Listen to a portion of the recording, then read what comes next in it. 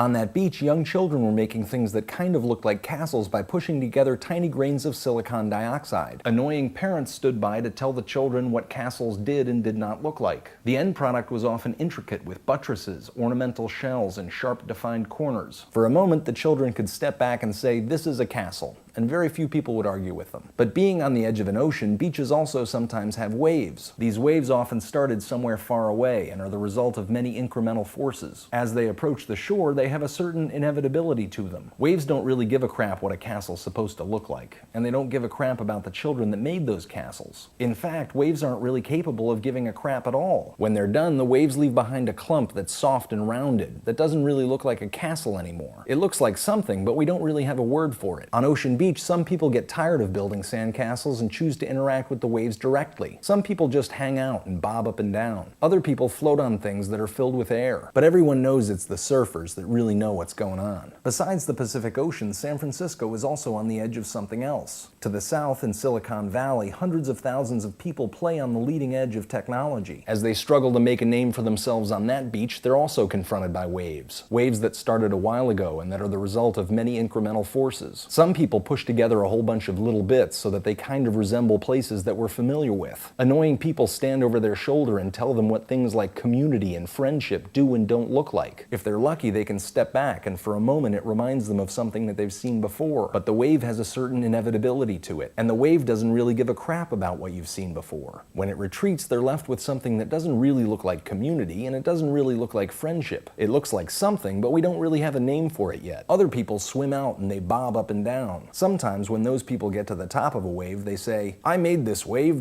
is because of me, and because I'm wearing yellow swimming trunks." And then lots of other people put on yellow trunks and they swim out. But by the time they get there, that guy's at the bottom, and some guy in red trunks is yelling the same thing. Other people sit on inflated rafts, so even when they're at the bottom, their little heads peek out over the top of the waves. But eventually a lot of those guys tip over, or they run out of people that are willing to blow. It's the surfers that are the most fun to watch. They know they didn't start the waves, but they do study them. While they're surfing, they don't congratulate each other for pushing the water closer to the shore. They understand that the wave has a certain inevitability to it, that it doesn't give a crap about them. It just moves. So they play on it and explore its natural contours and do tricks. And by doing that, they give the wave meaning. Human meaning. Sure, they get beaten up quite a bit, but when they get it right, they can actually experience what waves can mean to people. And when they come back in, those are the people that get to name those little rounded lumps of sand. This is zefrank, hoping that you've got a surfboard.